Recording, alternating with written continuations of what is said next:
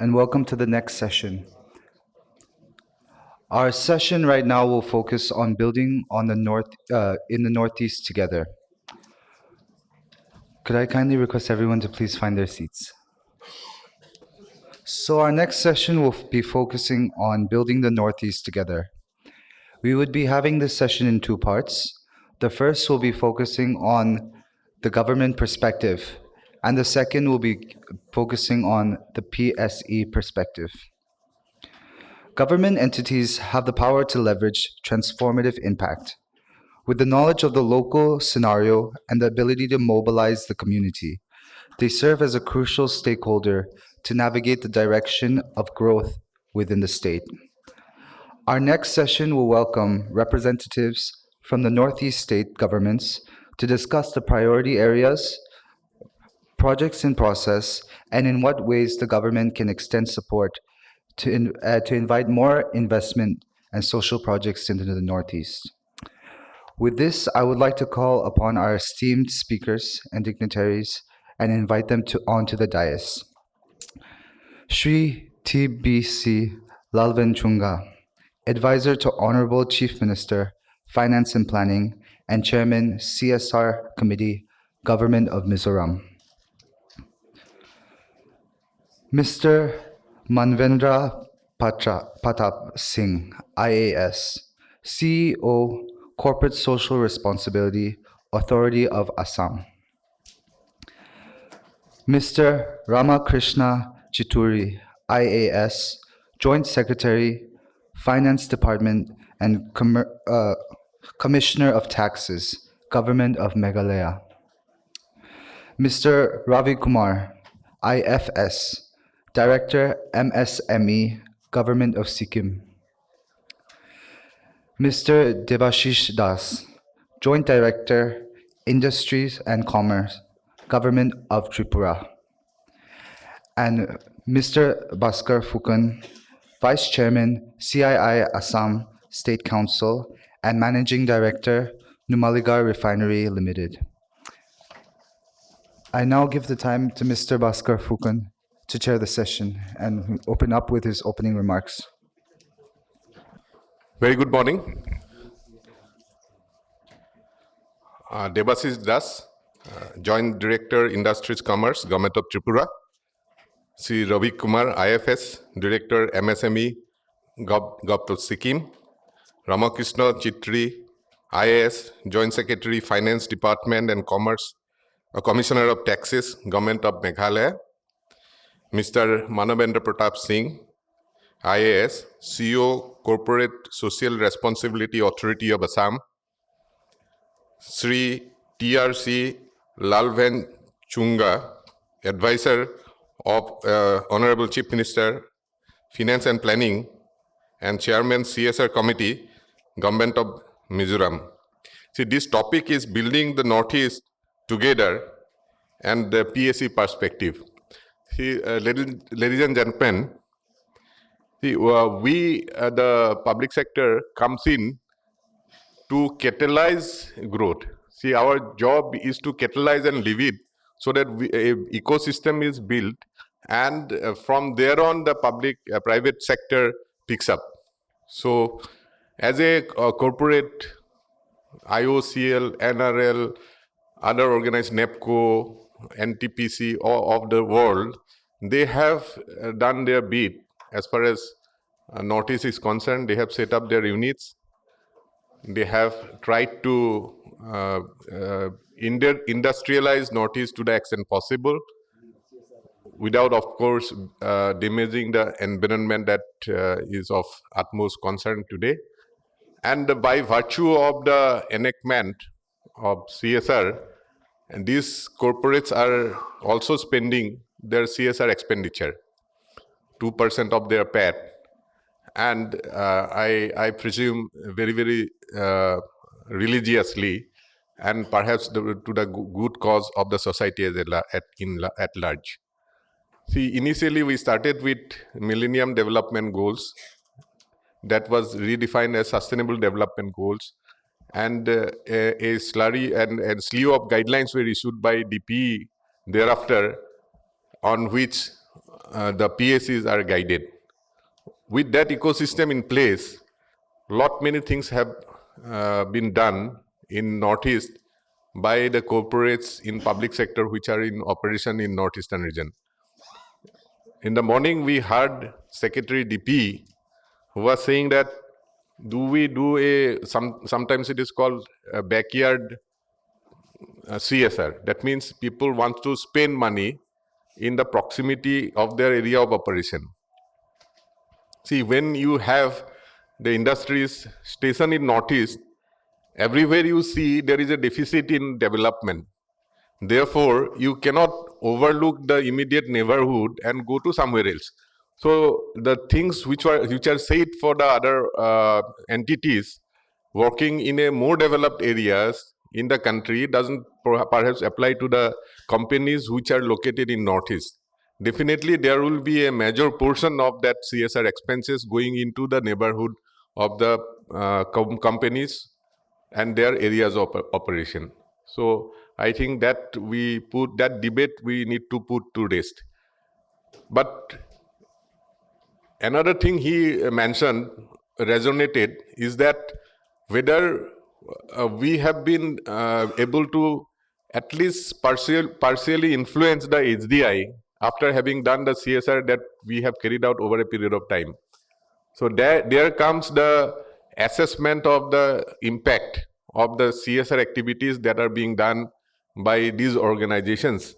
So therefore, a scrutiny of the efforts done by all these CPSEs need to be done on a periodic basis to see the efficacy of the CSR activities undertaken by these organizations.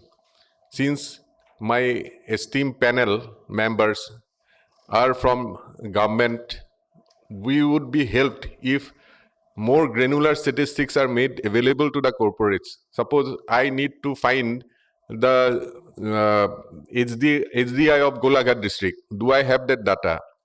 As of now, perhaps I don't have, because we have been trying to find out from the government quarters. We have not been able to find that. If we are doing CSR activity and we claim to do good CSR activity, eventually it has to reflect in improvement in HDI.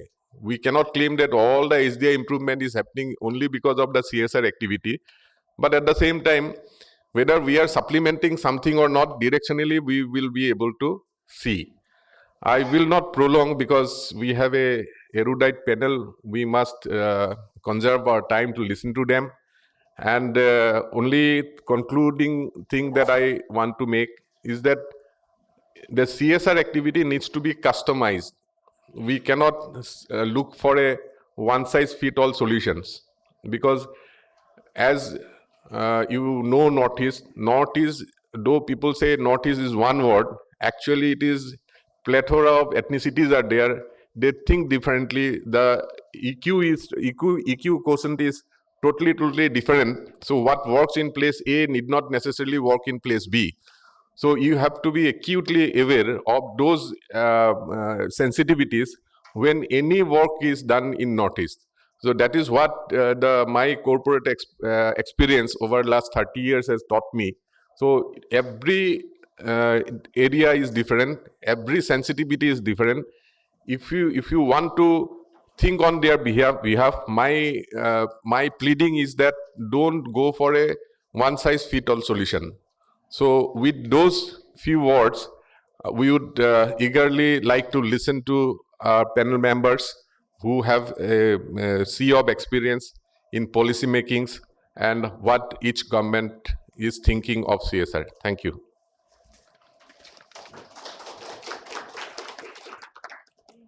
I would call in that order. I would request Mr. Debasis Das to intervene.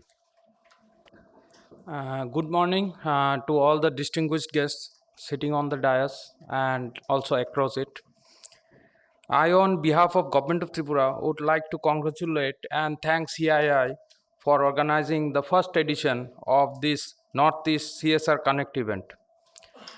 This would definitely boost and augment the ongoing CSR activities in the northeastern states, as well as open new avenues with support from the forum in meaningful engagement of government, industry, and NGOs and collaborate towards transforming the future of Northeast India. With this objective, I would like to present a small investment opportunity, present the investment opportunity and social development engagement prospects in Tripura through a small presentation. So,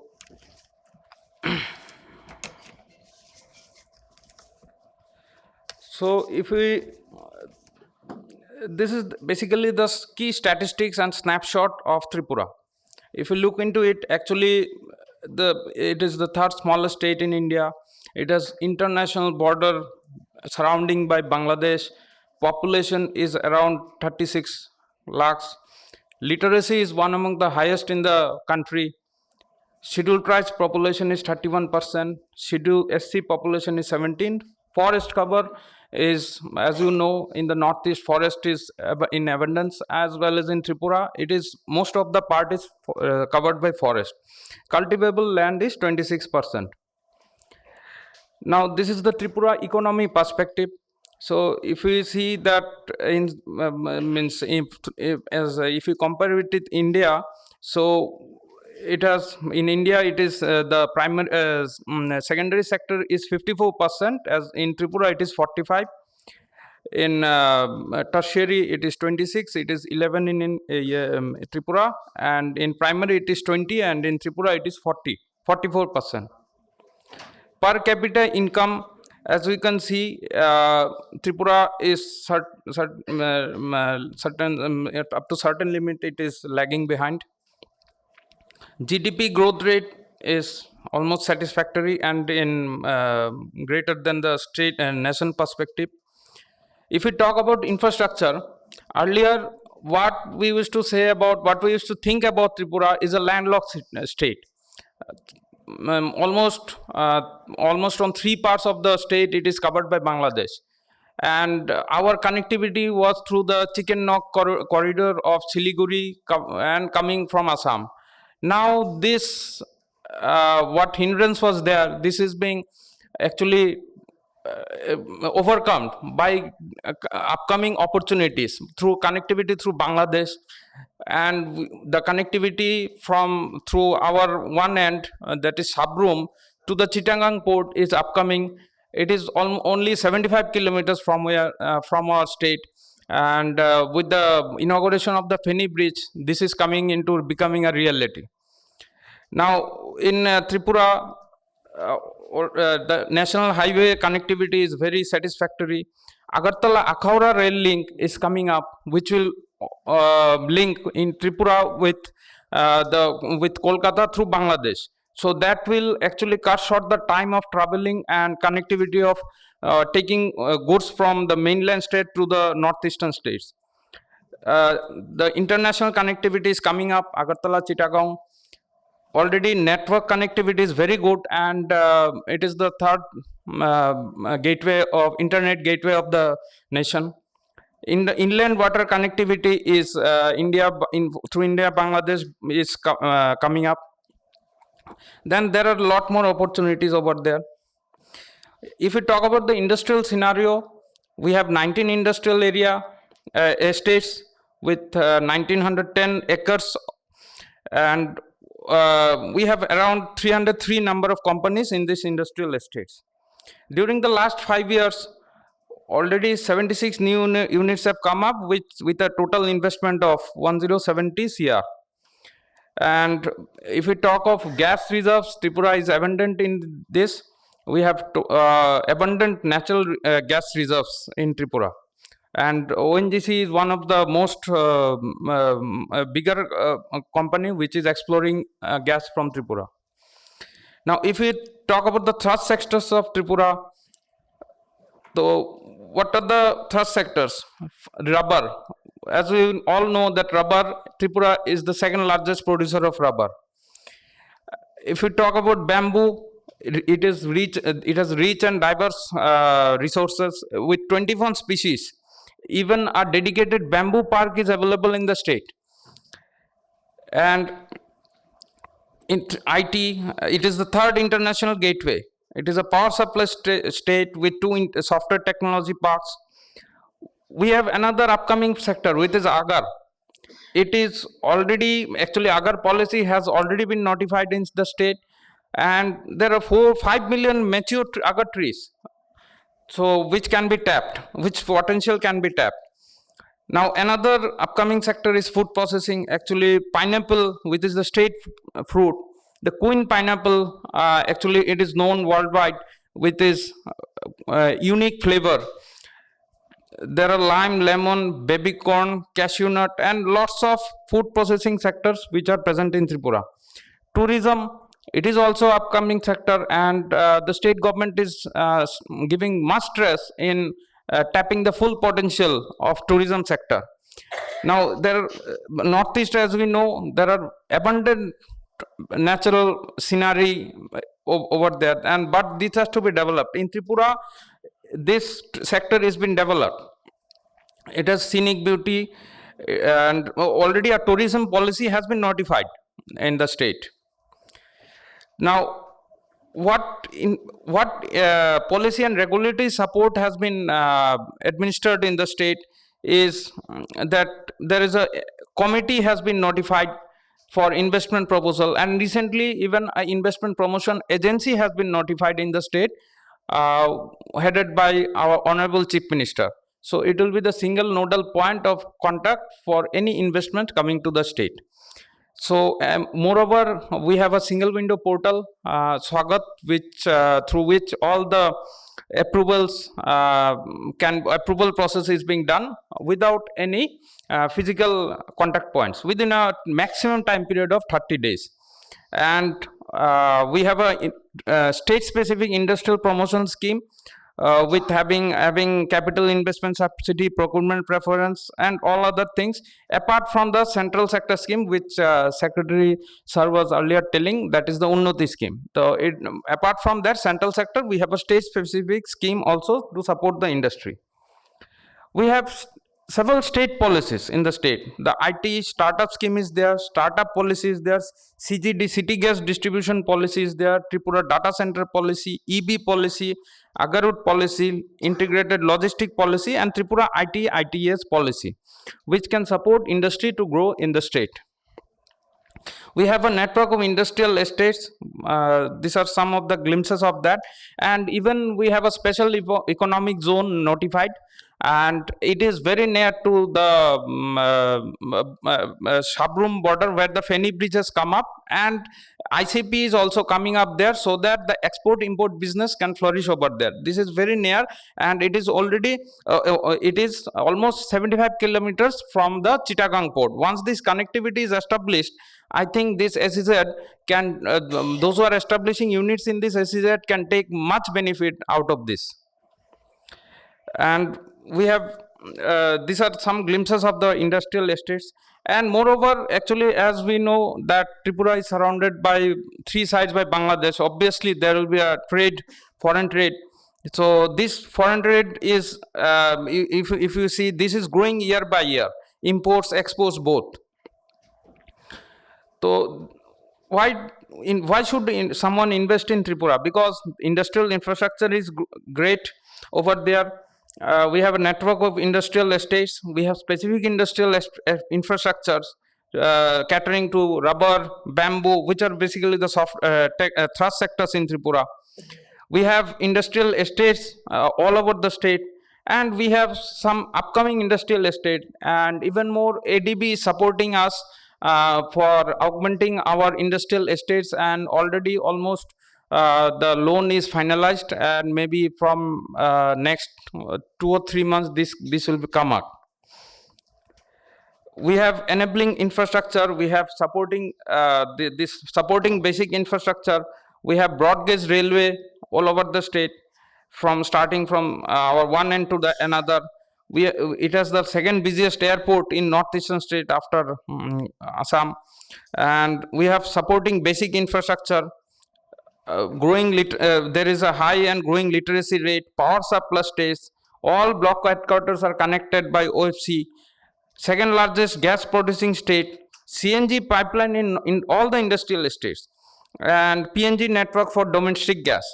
We have social infrastructure of medical colleges, nursing institutes, paramedical colleges, and even we have received interns from many such educational institutes, colleges for setting up this social infrastructure in the state. Star hotels are there, even more are coming up. We have received interns from them. And industrial infrastructure, as I have told, it is already there. Now these are the few investable projects. It are in rubber, it are in bamboo, these are in food processing, tourism, IT, and agar. And apart from that, there are other investable projects, which is logistics sector. It is actually a very upcoming sector, considering the connectivity to be established recently with Bangladesh. Post harvest management, it is their marketing infrastructure. Someone may take up mushroom cultivation, skill university, mini technology center, medical and wellness tourism, super specialty hospital, and religions tourist circuit. Now coming to the today's basic topic, that is areas of social investment. So if you look into it, we have several sectors. Already there are these activities are ongoing. Moreover, these sectors can also be taken up. Apart means anybody interested can say take up these investment sectors also. In education, social infrastructure development can be taken up, scholarship programs can be taken up, healthcare, health camps, organizing health camps, sanitation and hygiene, skill development, establishing vocational training centers, entrepreneurship programs, environmental sustainability, afforestation, reforestation, waste management, community development can be taken up, water supply projects, rural electrification by providing solar lamps, social welfare through child development, nutrition, and early education. Women empowerment can be taken up, supporting women SHGs, environmental sustainability, focusing on maternal and child health, providing nutritional supplements, and disaster relief and rehabilitation. So these are the areas of social investment sector which can be connected through CSR activities. And moreover, there is other sectors also. So these are few of the CSR initiatives being taken up. Apart from these are in brief, actually many other corporates are undertaking CSR activities in the state. ONGC, which is the biggest exploration company in Tripura, so they are focusing, they are undertaking CSR activities in healthcare, education, skill, and infrastructure. IOC is also involved there. Tata Group is already involved in the state for the last few years through several social development initiatives, healthcare camps, educational programs, and community development projects. And even recently, Tata has also come up for upgrading all the ITIs of the state through their CSR initiative, and augmenting the existing infrastructure. So this process already started. Maybe within this year, this will this will be implemented. It will start implementing. Now, this was the state's perspective, and apart from that, I would like to inform that from a state, one of our organization is already participating in the organization, Voluntary Health Organization of Tripura, and they are into this sector for the last few years and doing very well in this sector. So you can connect with them. And apart from that, there are other NGOs also, so which you can take benefit of them in implementing of the CSR initiatives. Thank you very much.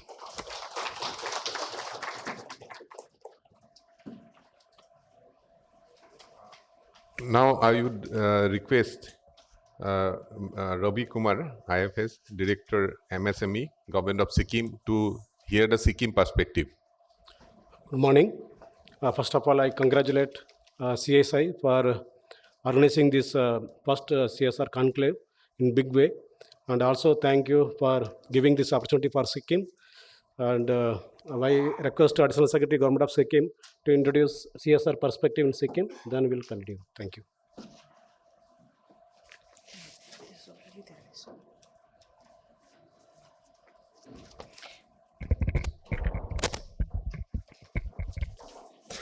Very good afternoon to all here. So I'd like to introduce myself first. My name is Chodun Gyatso. I'm the Additional Secretary of Industries and Commerce Department. With me is Ravi Kumar Sir, he's the Director MSME. And we also have a state CII chapter, a representation from Sikkim, who's come with us, Mr. Karma Jigme, who sits right with us here. So I'd like to just introduce the state of Sikkim for those who don't know. Sikkim was the 22nd state of India. And next year, 2025, we celebrate 50 years of statehood. So that is a big celebration for us. We have a literacy rate of about 84%. We were also one of the first states in the country to be fully organic in 2016. We have a population of about 6 lakhs plus. And we also share, although a small state, we share international boundaries with 3 countries, Bhutan, China, and Nepal.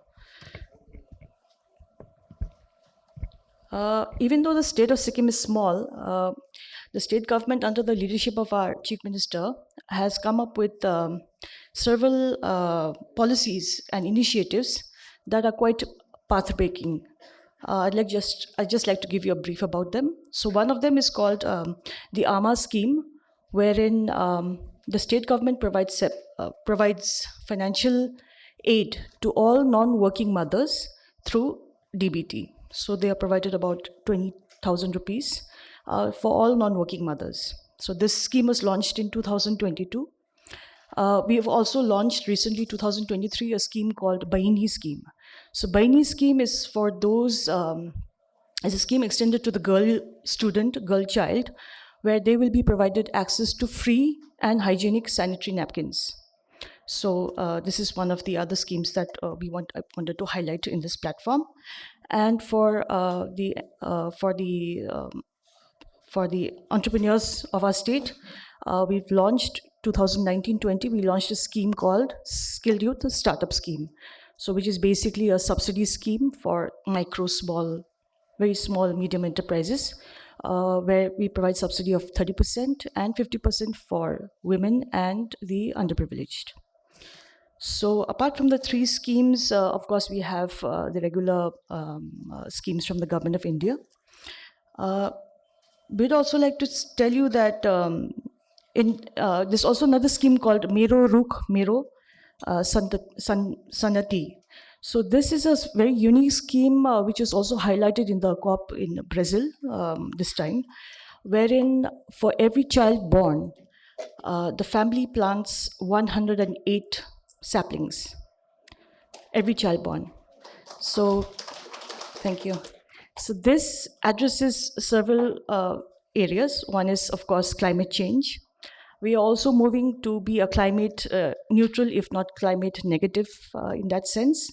And it's also a celebration, of course, of the child, especially of a girl child. And we also look at 108 is also, it has a very spiritual meaning for Buddhists. It's a sacred number, 108. Our prayer beads are also 108 in number. So taking all this, this is one of the schemes that I thought we would like to highlight.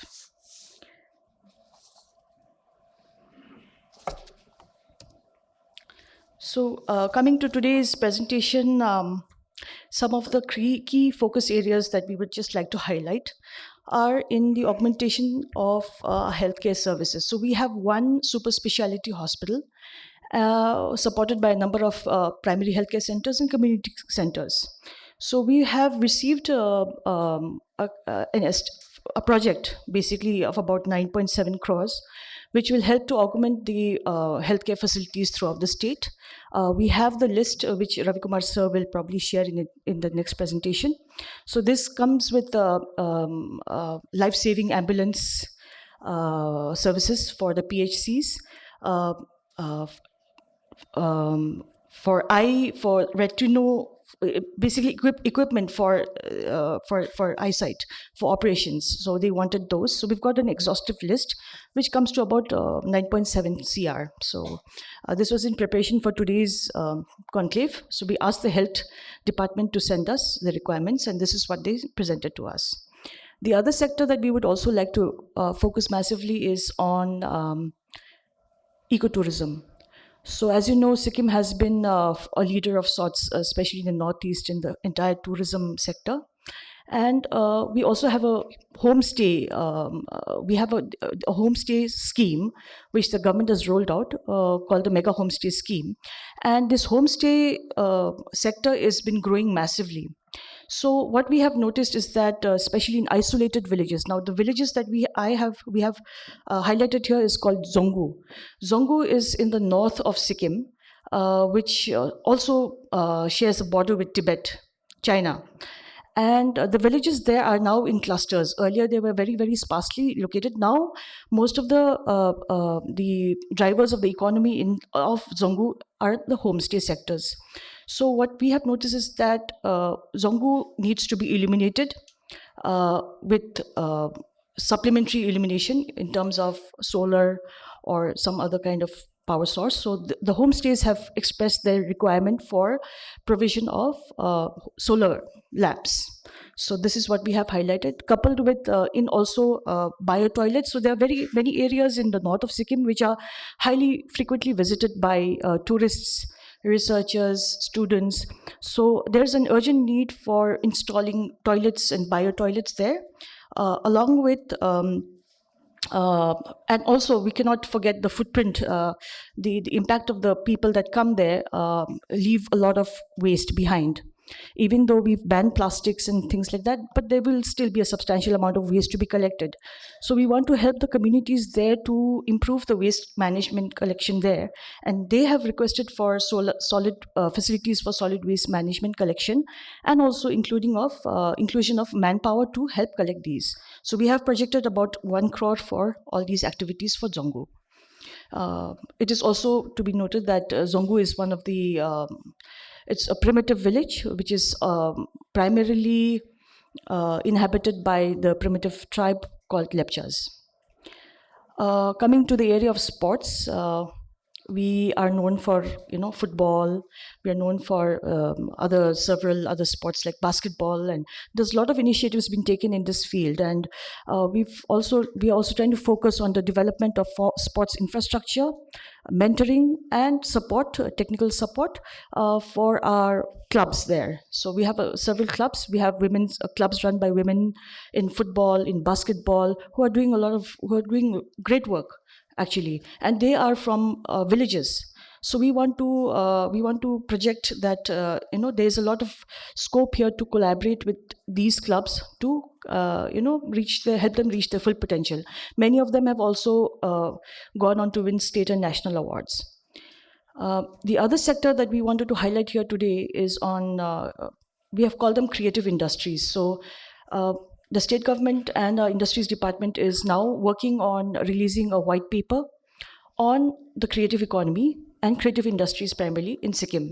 So we're almost on the verge of completion of the white paper, and in this we kind of it encompasses the entire realm of food, culture, religion, design, music, everything else. So we are also looking at reviving the whole artisanal handloom industry in Sikkim, where the traditions of weaving, carving are finding second place because of so many other alternatives. But we want to now revive this industry, which can be viable and which can be a means of livelihood for many, many families. So we would love to collaborate with agencies, foundations who would help us to not only revive but also help them stand on their feet, basically. The next sector we are looking at is in supporting livelihood and entrepreneurial programs of the state, where we are looking at. So we are working with, again, the World Bank. It's through a World Bank supported program called Sikkim Inspires, where we are looking at. One of the components is looking at entrepreneurship support through incubation services. And we want to establish an innovation hub at the state level. So we're looking at partnerships through mentoring. It need not be financial, but of course mentoring is there. We are capacity building programs are there. So we're also looking at partnering with such institutes. Coming to the field of education, we there's a lot of work that's been happening in this field, and we feel that, again, toilet blocks, smart classrooms are some of the areas of intervention where there can be a lot of value addition in the entire infrastructure of schools. We have a list of projects for schools, again, which we are happy to share in the next B2B sessions. Again, we have a lot of connectivity issues that we are battling with, coming with the monsoons. Yesterday, we took about 8 hours to reach Bagdogra because the whole highway has been washed off. So, connectivity is one of our main challenges, as has been highlighted time and again.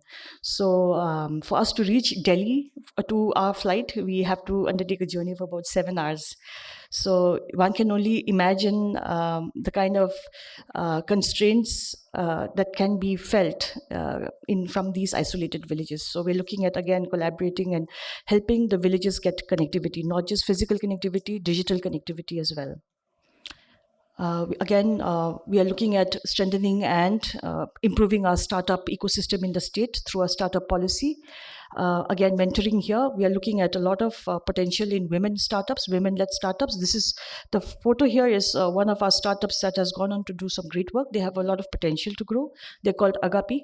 So she's the founder of Agapi. She, along with a co-founder, has gone on and done a lot of work in, skincare and wellness. So we want to promote, startups in the states this way. The other area we're also looking at is, so now the state of Sikkim has banned packaged water. So the next challenge comes in, how do we provide water at places where you can't buy bottles of water, packaged water? So we're looking at, foundations, NGOs who can help us, who can install and help us set up these water ATMs in strategic locations, areas which are frequented by tourists and people alike, market areas, hotels maybe, which can help solve the problem and also lead to lesser, wastage of bottles and plastic bottles and things like that. So we look at, we feel that this could be a very viable area where we could collaborate. This is just one of our pictures of our recent visit to a school in Pakyong. So they were supported by Sun Pharma through the CSR. They've helped us set up the smart classes and a lot of infrastructure that's coming up in the schools. Students are doing great work, and there's a lot of mentorship coming from the units. So we're very happy to share that.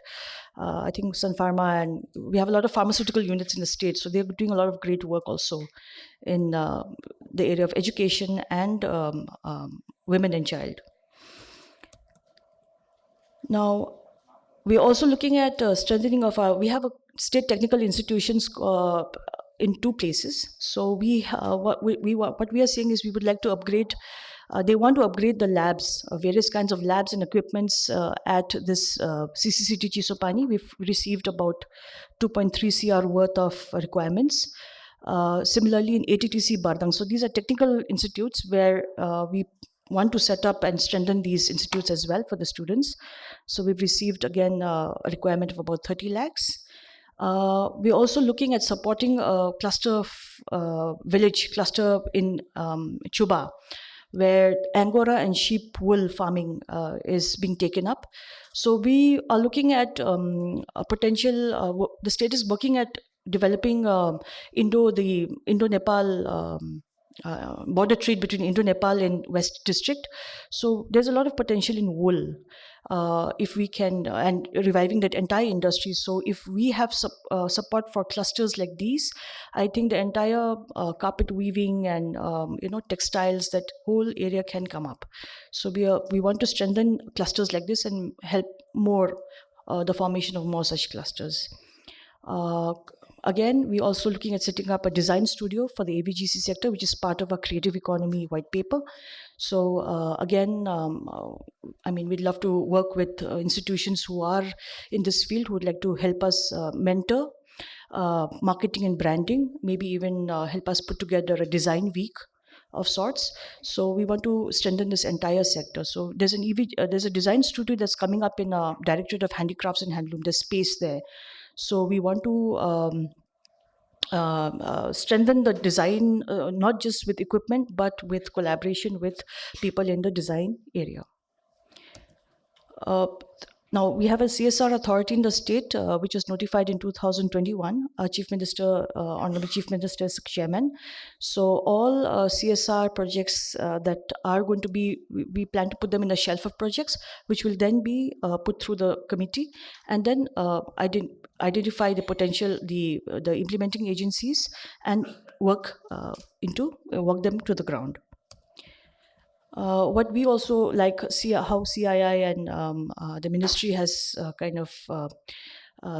stated before, this is exactly what we would like to do. So the first step is we would like to identify and formalize our potential partners for collaboration in all our focus sectors. The second stage is we would like to ensure that there will be full accountability and an impact assessment of all our CSR programs, which will be facilitated by us. The third is there's a need of conducting more workshops, awareness, capacity building of all implementing agencies, stakeholders. For example, the CII Sikkim chapter is a very nascent chapter. It was just formed, I think, last year. So, I think we need to have more such workshops and capacity building for all our partners. And of course, we would like to also propose that we want to organize a CSR conclave probably end of this year, where we will acknowledge, and also there will be some kind of a reward for the best CSR work done, which will be documented and shared. So these are some of the steps that the state government would like to take in not just promoting CSR, but also making it meaningful so that the full impact can be seen on the ground. That is what we really want to do. Coming to investment in Sikkim, very closely linked with CSR, but we just like to share that we have several focus sectors. Some are in the area of renewable sector, where we're looking at promoting very small micro hydel power projects in the state that can power villages, that can power communities, and we're looking at potential partners for those. In the field of, again, education and sports, we're looking at partnership in these areas. Sustainable tourism, of course, and AVGC and design, health and wellness, and entertainment are some of the areas that we're looking at. And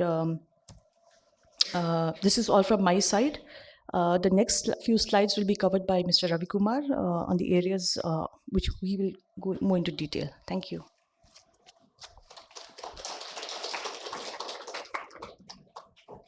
I like to focus only on the investable projects.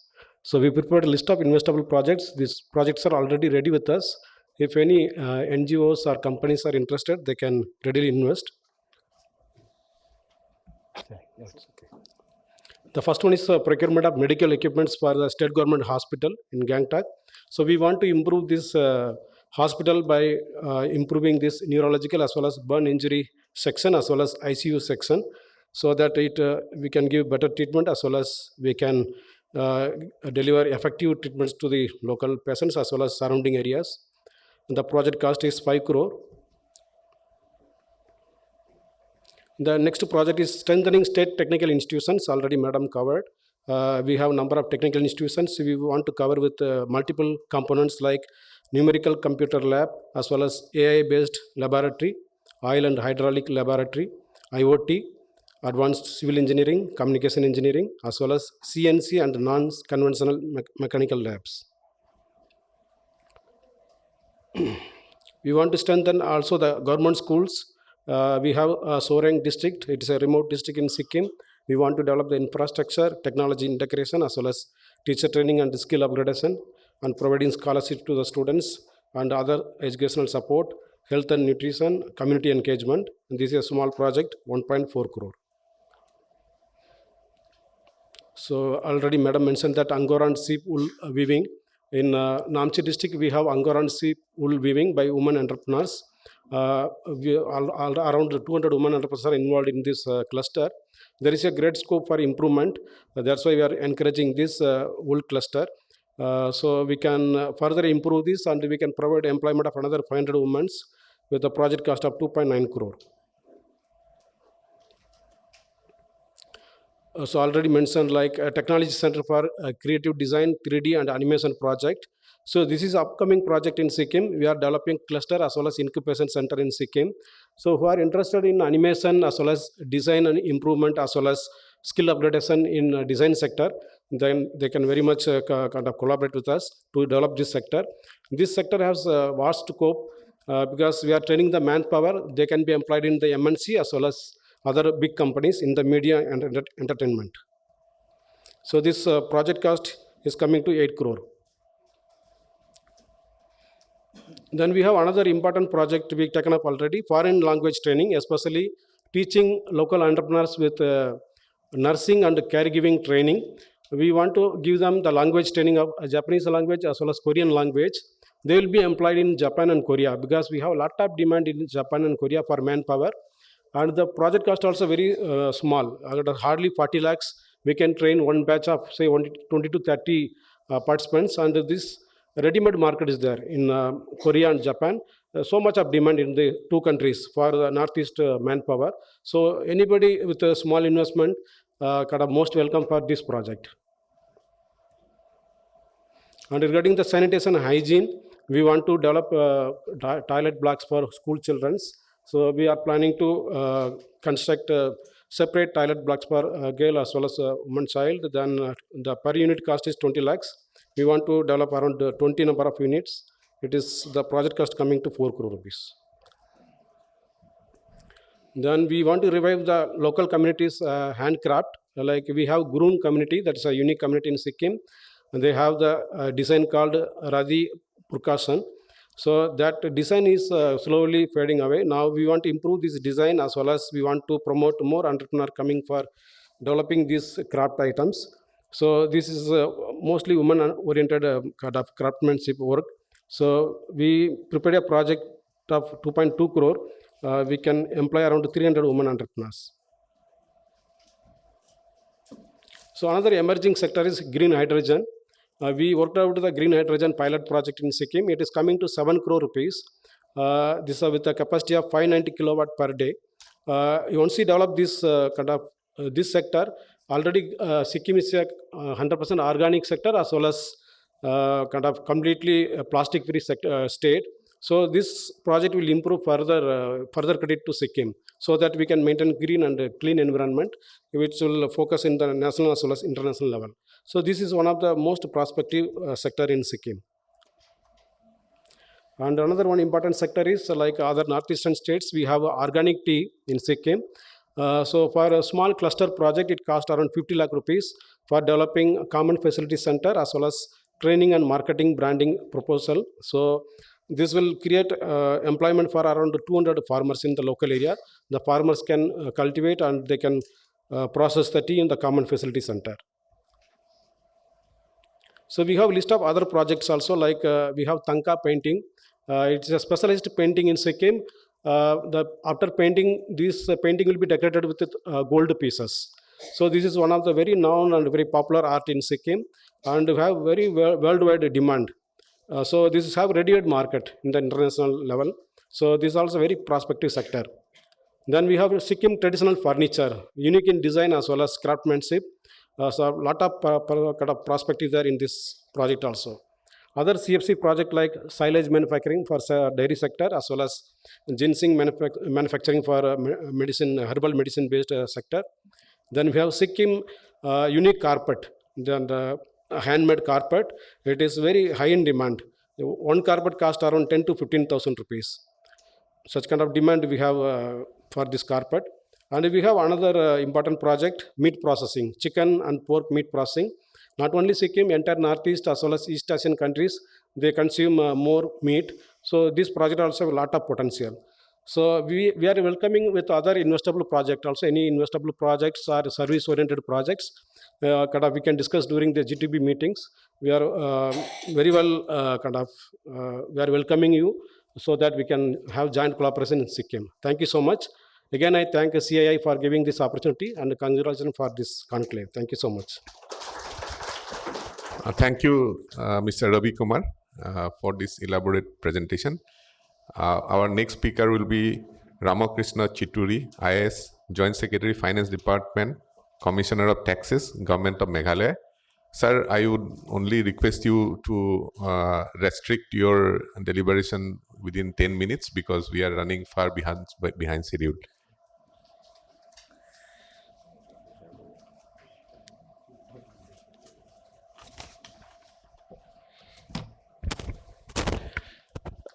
A very good afternoon to everyone.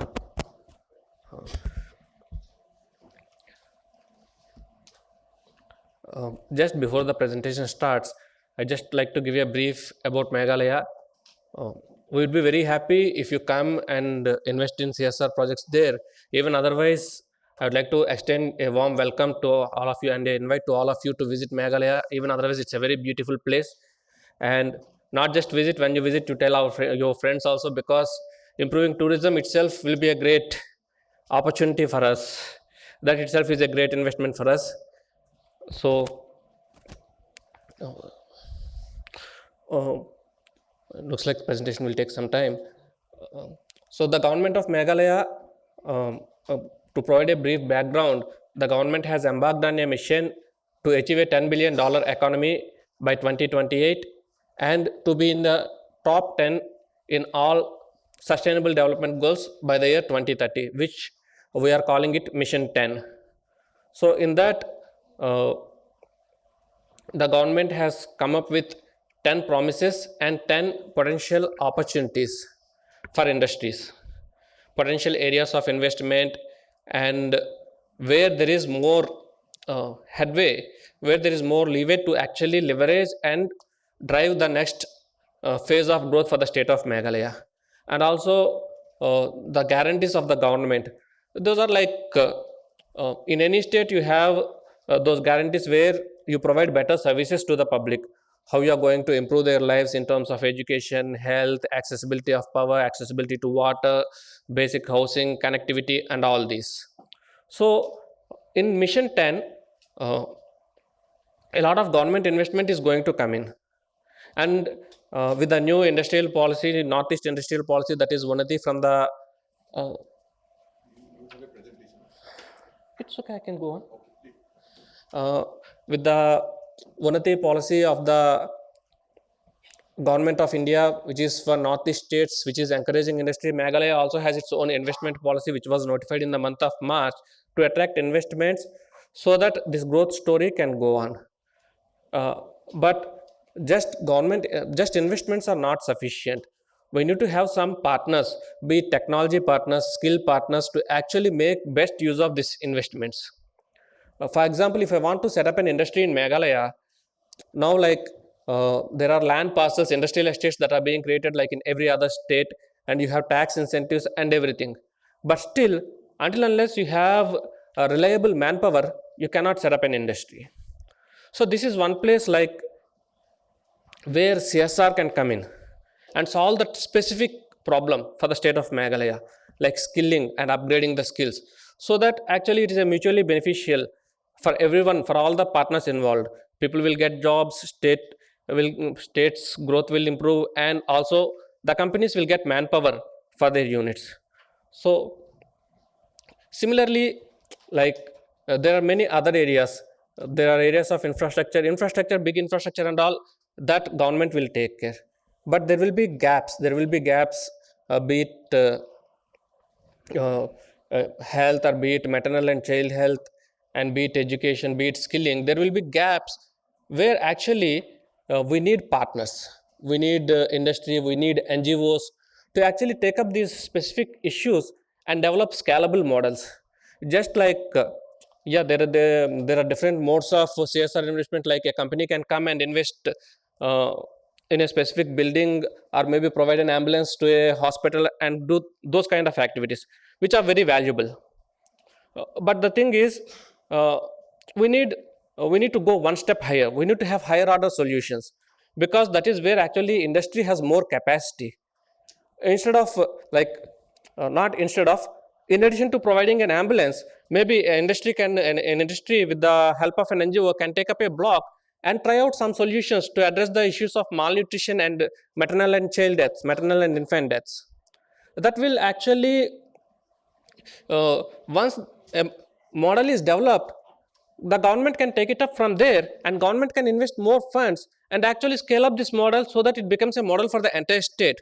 So maybe a small 1 crore or 2 crore CSR project might actually improve the entire state, might actually provide a model for the entire state. I would encourage industries to think in that direction and to take up scalable models, where actually we can address bigger problems and systematic issues. Because I'm not asking to solve that for the entire state. You can take a small parcel, a block or a district, and try out that idea.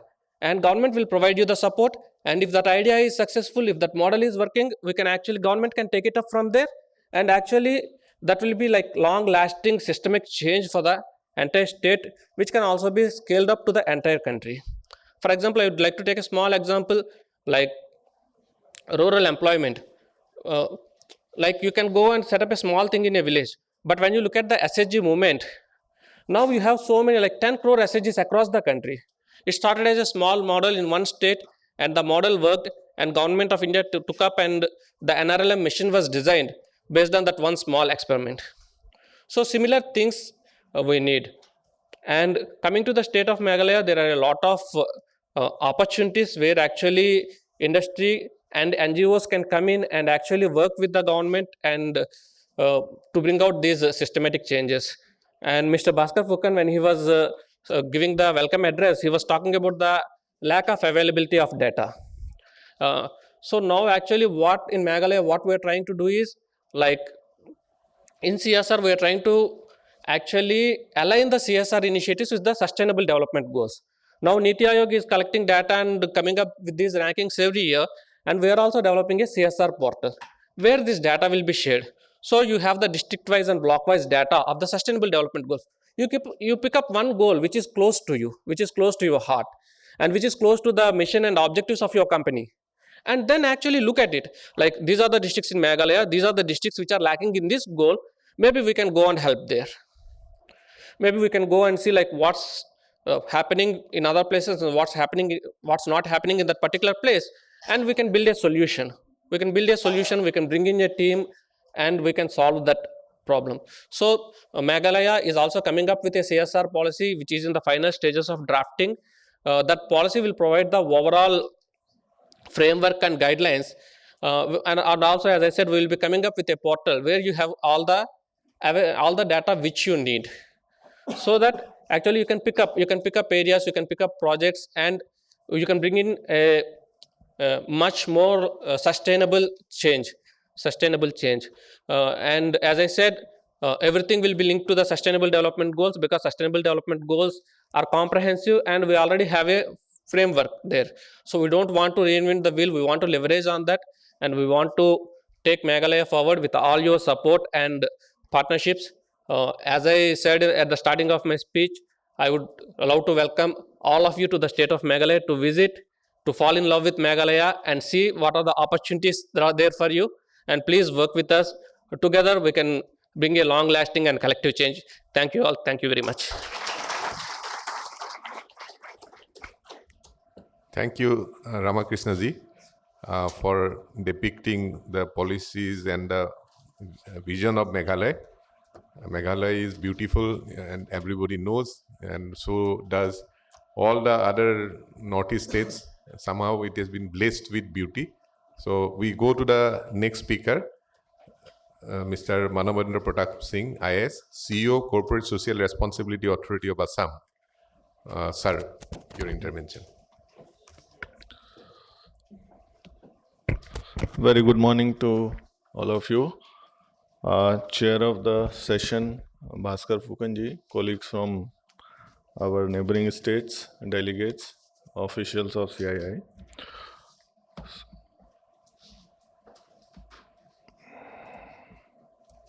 I have got one presentation, but I'll talk beyond this also, because we have seen CSR, many corporates are doing CSR for long, and it is there as a part of their obligation, legal, statutory obligation also. So in Assam it is happening, and most of the CSR projects are led by PSUs like Oil India Limited, NRL, ONGCs and others. So there are many private corporates also who are implementing CSR projects through their own network or through their impaneled agencies, through NGOs, and through some other government departments to whom they are in talk with, or they have some understanding with these departments. So government of Assam and even most of the state governments have started thinking about uh, um, actually coordinating the CSR efforts of various corporates. So, what we understand, even Ministry of Affairs is also emphasizing that this is a something which is actually a dream of a company to do something in some sector, in some area of some state. So it is a mostly board decide what to do, when to do, how to do. So in earlier days, we were not also very emphasizing that a government of state is actually uh, telling them to do specific things, but it was happening with the support of state government, and most of the projects in Assam also was either routed through government, or most of the deputy commissioners in district were implementing, or most of the departments were in sync with the what corporates were trying to implement in various places and various sectors. So recently, even I was called by a assembly committee, and uh, the MLAs were actually inclined to know about how this is happening in Assam. So the data and the kind of expenditure which corporates are making in Assam specifically, those kind of statistics and support were asked from us. But since as a state government we don't have those kind of data with us, and mostly this data is managed by MCA. So government at the highest level thought of coordinating all these data and creating some kind of system where we can have clear understanding of what is happening, so that the impact and visibility of these CSR projects is seen. And most of the corporates also, when they struggle in implementation of project, or initially they ground the project and it is not completed in long time also, and there are many problems they face at local level, and sometimes the implementing agencies are also not at par with their vision. So to overcome all these situations, government of Assam has in December 2023 decided to create a CSR authority of Assam, and we have already registered this authority, and I have been made the CEO of CSR authority. I basically looks after Assam Industrial Development Corporation as managing director. So we had started working on in this sector. So this authority is having mandate of helping out the corporates in implementing CSR projects. So not mandatorily, but voluntarily, if corporates wants to park fund with this authority, we can help them in identifying projects, and we can extend the technical support, and we can facilitate their projects at the grassroots level. So since this is a very new beginning, we are still in the process of strengthening this authority. We are going to hire adequate manpower and technical expertise for these authorities. And the vision of this authority is to impanel NGOs, departments, agencies who can actually do the projects efficiently, and give the visibility to corporates in achieving their vision. We know what CSR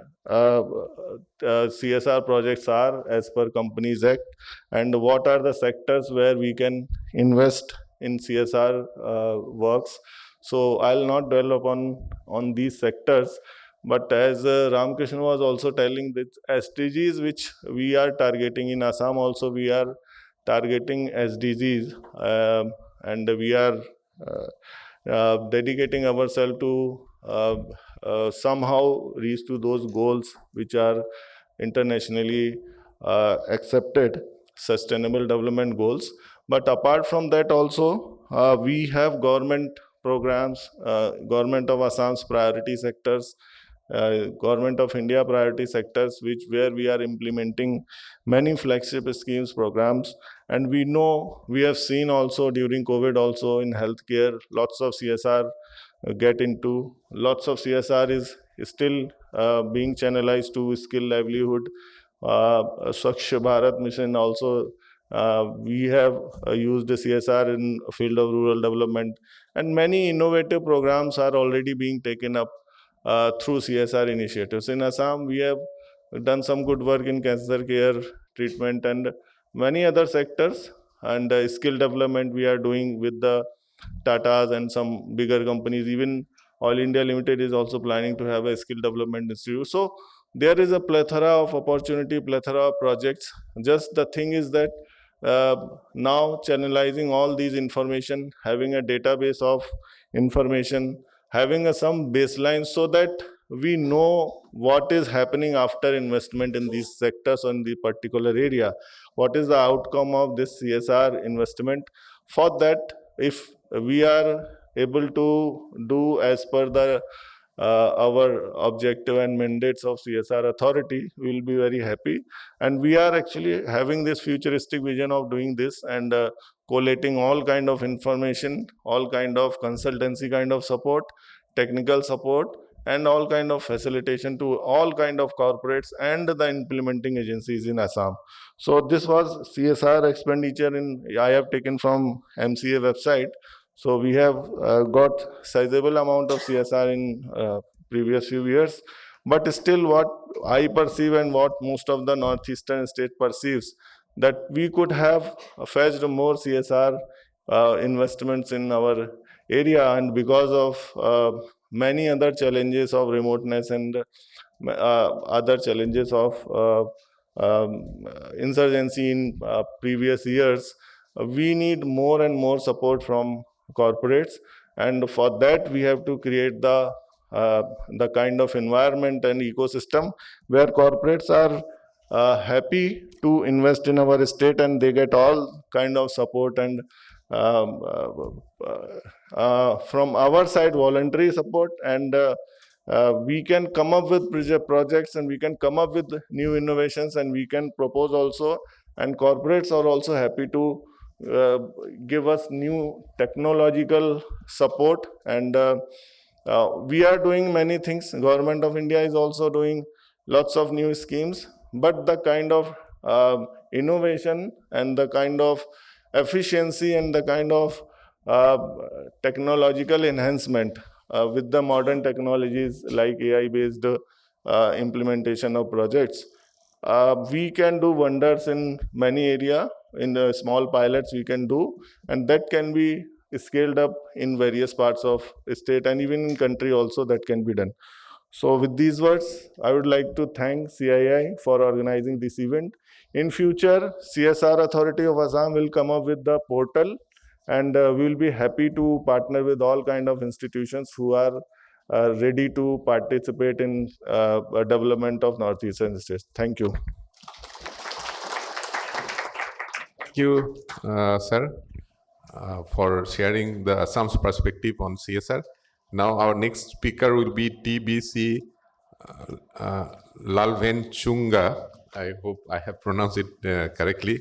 Advisor, Honorable Chief Minister, Finance and Planning, and Chairman, CSR Committee, Government of Mizoram. Sir, please.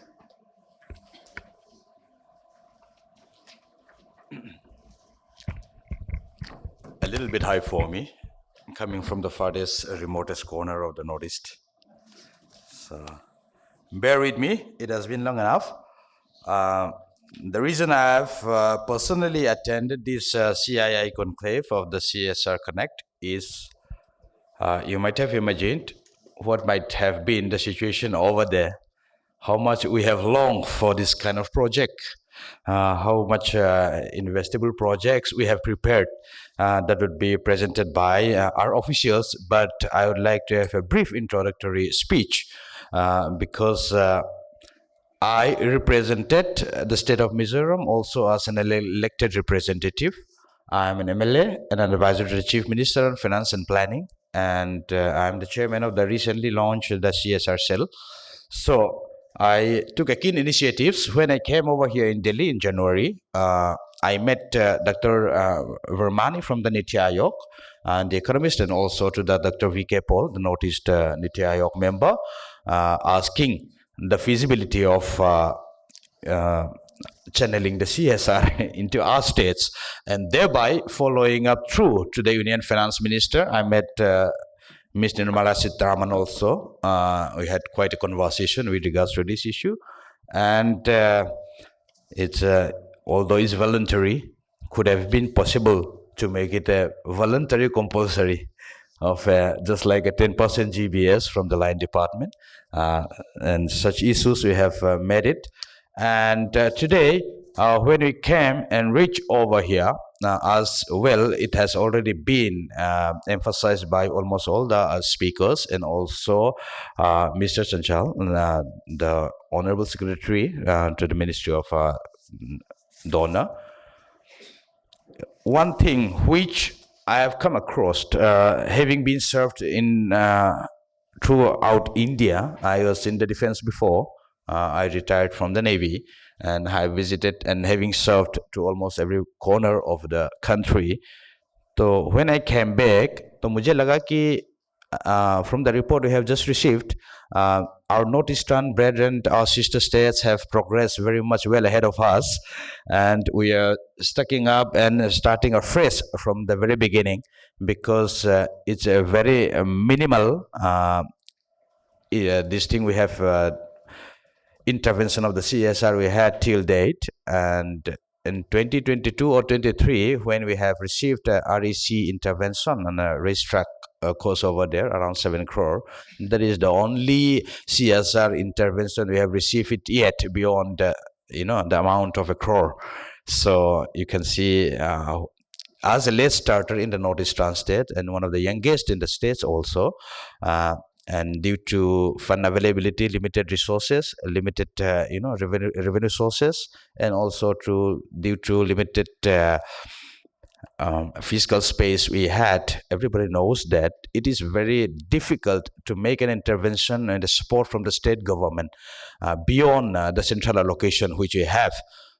So it's really, really interesting to look the investment avenues which we have with respect to other states. When it doesn't make a dent over here, a 1 crore investment might not make a much differences over here, Delhi. It might make quite a huge impact on the state. That's I request is the CSR agencies and also to the companies, and also thankful to the CII for giving this opportunity to address this scenario which we had in Mizoram. It's the least favored CSR destination among the 8 sisters. We have hardly around less than 1 crore annual CSR intervention we had till date, and the state government, after the introduction of the new government, we have taken initiatives, and we have made many. We have appointed nodal officers from the planning department, and we have created the CSR cell under my chairmanship, and also we have started off with CSR matchmaking platform in tandem with the UNDP. Whereas we would be showcasing all our investable projects, as well as sectoral selection will be available on that platform. And why we do need so? Because we need to approach on 3 different sectors, 3 different perspectives. Because in Mizoram, one thing, intervention to the government projects, whereas it is very much required, and also might be a little bit this thing in differences will be there. And number 2 will be it might be a small scale and a one-time intervention, whereas distributing and giveawaying of all those IT materials to the schools, and also like in the remote places, PHCCs, CHCCs, like one Selco foundations are doing the solar projects in some part of our CHCCs and all these things, which would make a huge impact. Likewise, even in the district hospitals, we still couldn't able to segregate the blood as a whole. We have to give it as a whole, something like that. Those machines, those equipments which we required, which is very difficult to spare apart from the government distinct revenue sources. It will really create a great impact on this thing to the general public. And also, last but not the least, along with the government, all our agencies could have worked in tandem with the in PPP mode with the government. Like, we are not expecting as a whole to get it from you, but for example, in this year, from the sports department has suggested that we could have interjected with something which we can be a matchmaker of a 50-50 basis, whereas we are unable to provide, like through other government sources. We are able to build up with infrastructural development, but the problem is with human development, because the sports person and all the talented peoples, we need to give them a platform and this thing, but we are unable to, just because of limitation of the sources. So if any of the agencies or the companies are interested in providing with us, and we will be able to help them out with a 50-50 matchmaking on that one, on that platform, in the sports and even in the education also. That's the from our own part, that's our eagerness and our readiness to receive the fund flows through this thing. And there are many other which I would like to mention it over here, but limited strain of time, I am unable to, because our officials will be giving you a better hint with data to give you an insight what exactly are our investable projects, where you can interject and your intervention are required, where you could have seen it. And as I came here and giving a small speech, you could have had a hint that you will be having a legislative intent and support from the state government of Mizoram. We will be there for you. It will be transparent, it will be accountable, and it will also be responsive. That I can assure you as a chairman, as a CSR cell. That's you and everyone is almost welcome over there to have and to make a differences in our state. Thank you. And please let me welcome Miss Maria, CNI Director, IAS. Please. Everyone. I joined as director CNI on 28 June. So I've been director for CNI for 3 days only. So I hope I'm doing justice for the state of Mizoram. Next slide, please. Like my chairman had said, Mizoram is at the bottom on CSR amount spent. So that is the scenario of the Northeast CSR status.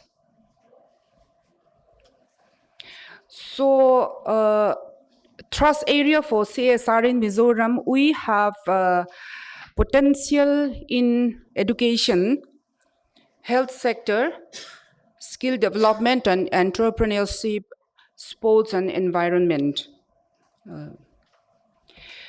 So we also empanel a list of potential NGOs for CSR activities.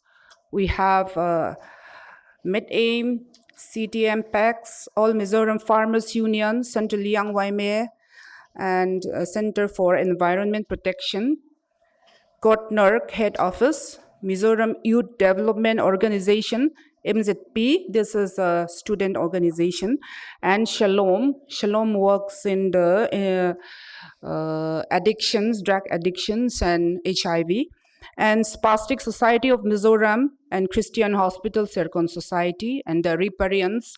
The Riparians are the environment NGOs.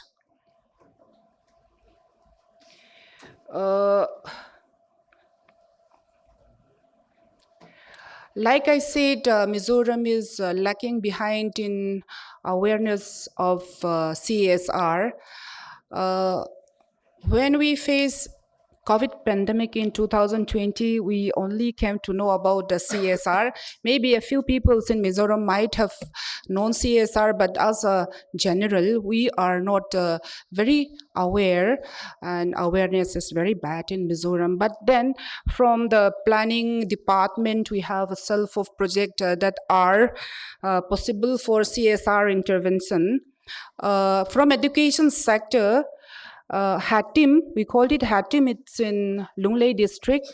Beyond Lunglei, there are 2 more districts and 3 autonomous district councils.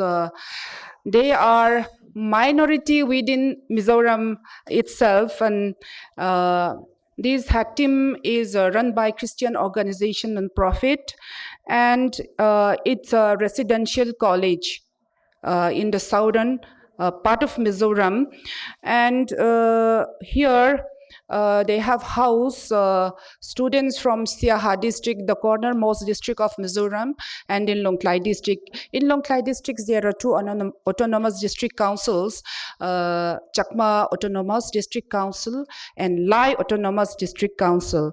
So they need in CSR intervention in library enhancement, laboratory equipment, scholarship program, career development center, and green campus initiative.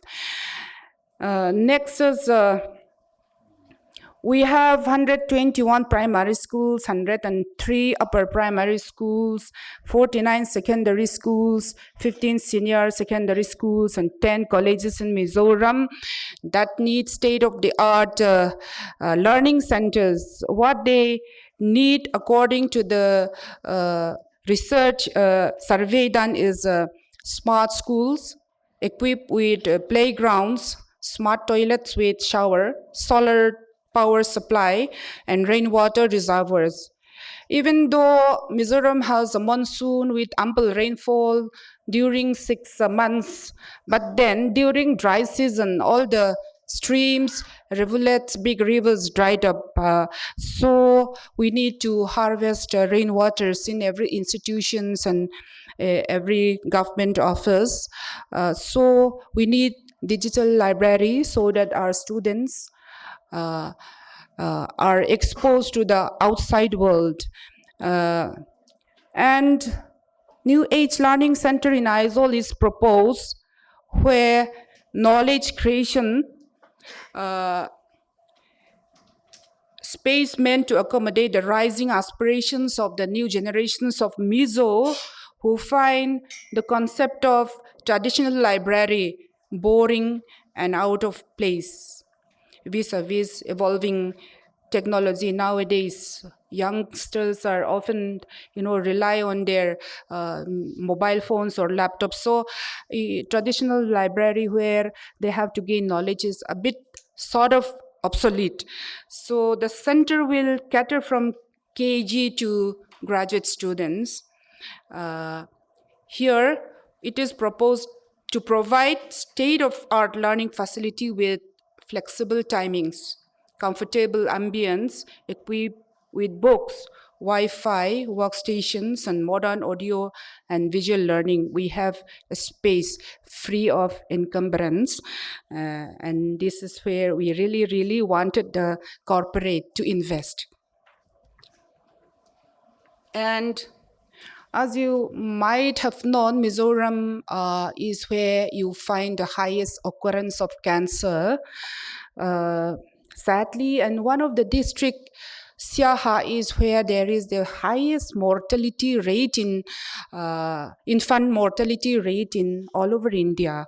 So we need really CSR intervention in health sector. Champhai district is a district bounding Myanmar, and there is one welfare society running a non-profit hospital. We call it MedAim, and they have already registered under CSR 1, 12A and 80G. Though they have a basic infrastructure for caring the people within Champhai district, their need for 3D mammography, breast tomosynthesis, full-fledged ICU, 4 beds with ABC machines, ICU ambulance, as you can see in the slides, blood culture machine, WBC and RBC separation centrifuge. And secondly, we have Christian Sercon Hospital that was established in 1923. Perhaps the oldest hospital in Mizoram. This is also a charitable hospital. They have nursing school, training center for medical laboratory practices, and general duty assistant. So the director of this Christian Sercon Hospital approached me personally when he knew that we are going to attend this CSR intervention. He said that they need ventilators for ICU, blood bank equipment, urology equipment, and school bus for nursing school and training centers. Like I said, Lunglei is a center for Siaha district and Longklai district because they are the farthest most districts of Mizoram. And we have one civil hospital, but then some of the complex has been sliced out for multi-functional hall. Now we have to reconstruct the civil hospital annexed at another locality of Aizol, 100-bedded. We need to construct. So I think the construction project is to be funded from NEC. So what they need is doctor and staff quarters, because in the civil hospital is also the space for doctors and nurse quarters are sliced out. So in case of emergency, they need to be near the hospital itself. And civil hospital also, the biggest hospital in Mizoram, still need a lot of infrastructure upgradation. They need to have intravascular ultrasound machine, fractional flow reserve procurement of trans-esophageal echocardiography, multi-platform laser system IVF center. We have requested IVF center, the project in every ministry and donor, but then till today, we haven't success as yet. We don't have IVF center in Mizoram, and like reproductive health has gone down a lot, and there are a lot of couples who has difficulty in conceiving, and like in the Mizoram healthcare rules, the couple can go for IVF 2 times. So we have spent a lot of government money for this IVF, and I have consulted the medical superintendent of civil hospital, and they say they'll need 2 crore for setting up IVF center. And national board has since 2012 affiliated civil hospital for PG students, but we don't have hostels to accommodate PG hostel who are doing internship in the civil hospital. And we also need tomosynthesis mammography, 3D mammography. Like in the traditional mammography, female has to expose their private parts, and it is very, like I said, I don't know how to say it, but then with this machine, it's you don't have to expose yourself to the technicians. I'll go through with this. And skills and entrepreneurs development, we have already have a space for import business training center at Zhuangtu Industrial Estate, but then we don't have furnishing. So if the corporate give us the furnishing, we can operationalize these training centers. And residential institutes and training center for women in distress. We have 4 centers in Aizol, Lunglei, Kalasip, and Champai.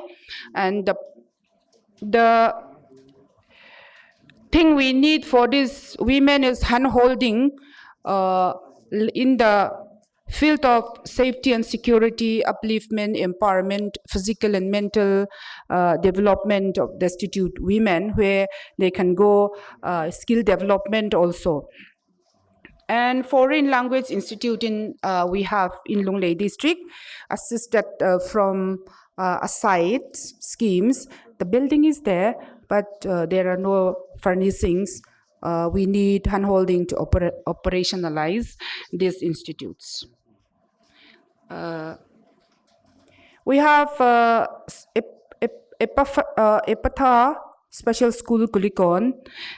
This is for, like people with disabilities, and they need minibus to facilitate students at more distant locations. And we have training center for specially able persons in Aizol, 2 places, and Lunglei. And we need equipment for more vocational such as tailoring, shoe repairing, and weaving, knitting, heavy-duty bag making machine. And we have shelter workshop for PWD, and they produce some like envelopes and recycled papers, something like this, but then they need a shop to display their finished product. And from my point of view, Darbali tea producer, it's in Darzo village.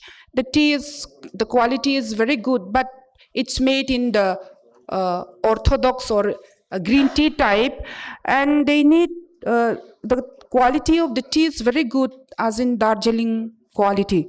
It's similar to Darjeeling tea taste, and we need working capital support, capital investment in packaging, exposure visits, and market access, and of course training programs.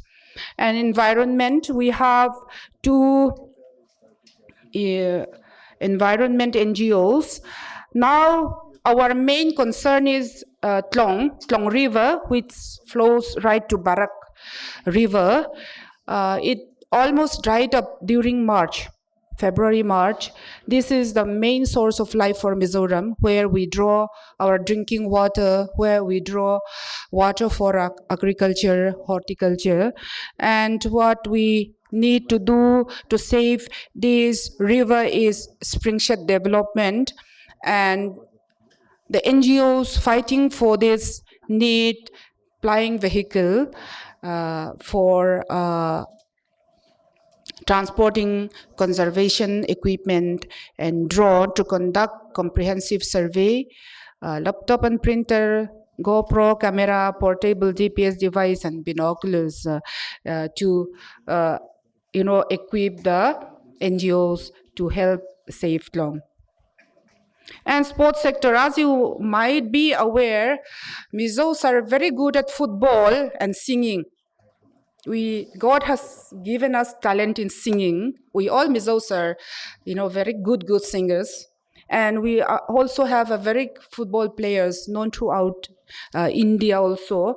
We have already the infrastructure at Lunglei, Kolasip, but then we need recurring expenditure to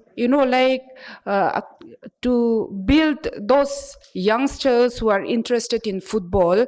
We already have coach, hostel building facilities, artificial turfs, but we require is recurring expenditure while they camp, like food, water, and electricity bill, repair, and maintenance of existing infrastructure. And same with hockey. We have a very famous hockey player in Mizoram. You might have heard her, Lalrim Siami. She was one of the team that won in World Cup. Tennis also, we propose one tennis complex at Aizawl. We have the space, and where we if we find assistance or handholding from the CSR, we can hold national and international sports in Aizawl city. So this will be my last slides. This is statewide CSR amount spent since 2014-15 to 2021 through 2022. Big states like Maharashtra got 5,290 crore, but then the Northeast states, I'll speak about my state, Mizoram, we got only 6 crores. And before 2021, we do not even receive even 1 crore. So like I said, we really need the intervention of the corporate in social sector, environment sector, and health sector. And like my chairman has said, we will be responsive, we will be transparent, we will be accountable. Thank you.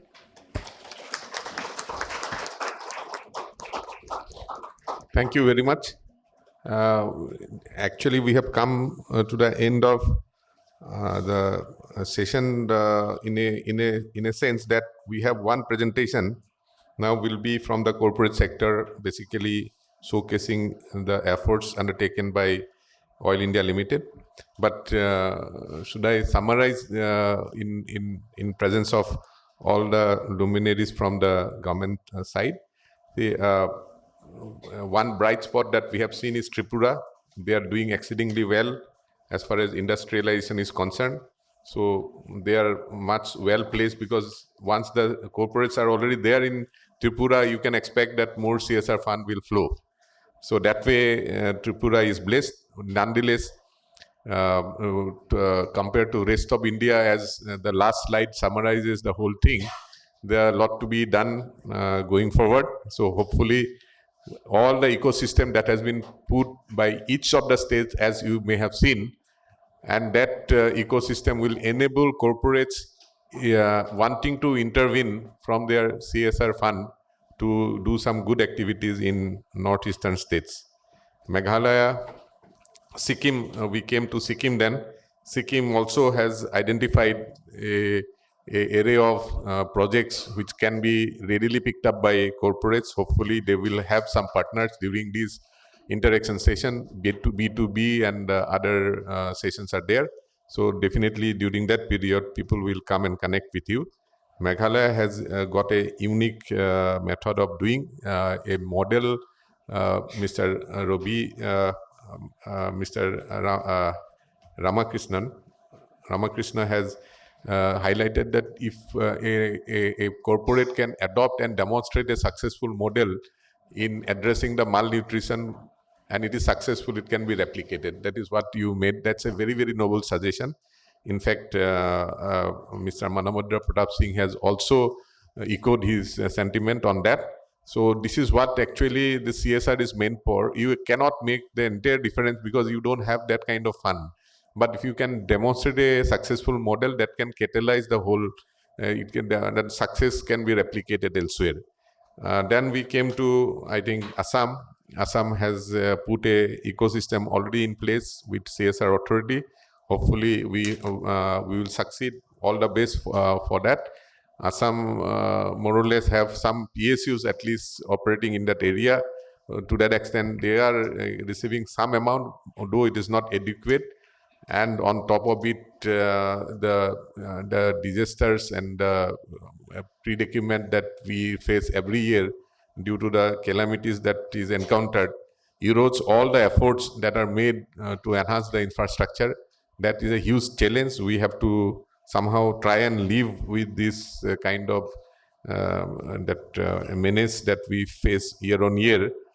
Probably with little CSR intervention, those can be a little bit addressed. Mizoram has a very typical ecosystem of partnering with people who wants to participate. They do a matchmaking. Should we assume that it's like a PF? We contribute 50%, and Mizoram government will also invest 50% in any of the initiative that is said. On sports, basically. On sports, okay. In whatever way, this is a unique method of government supplementing the CSR efforts of the corporates. That's a very noble initiative that they have taken. They also have identified the series of projects which can be immediately undertaken. See, my only caveat at the summary is that while it is very good to put the systems in place, considering the small amount of fund which is available, delivery system should not be administration heavy. That means if 1 rupee is going to the CSR fund, a major sum should not be eaten up by the delivery system. So that we have to be acutely aware of. It is good to put the system in place, because even in the corporate, as we go along, we give a very skeletal stuff. We are acutely aware that whatever sum that we set aside should not be eaten up by the administration of delivering that thing. That we have to be aware of.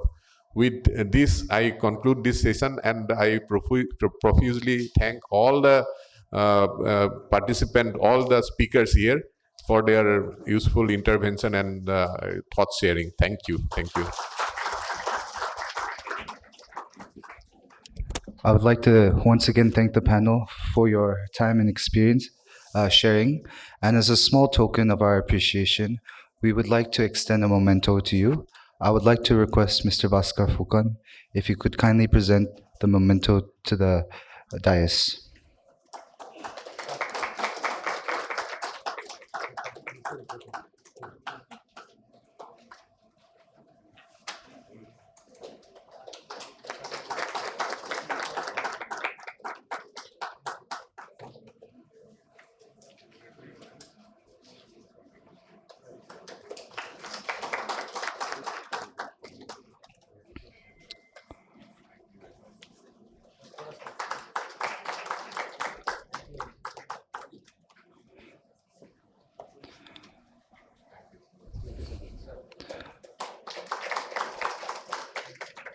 I would also like to call Brigadier Ashish Bhattacharya, Principal Advisor, Northeast and Union Territories, to present the memento to Mr. Bhaskar Phukan.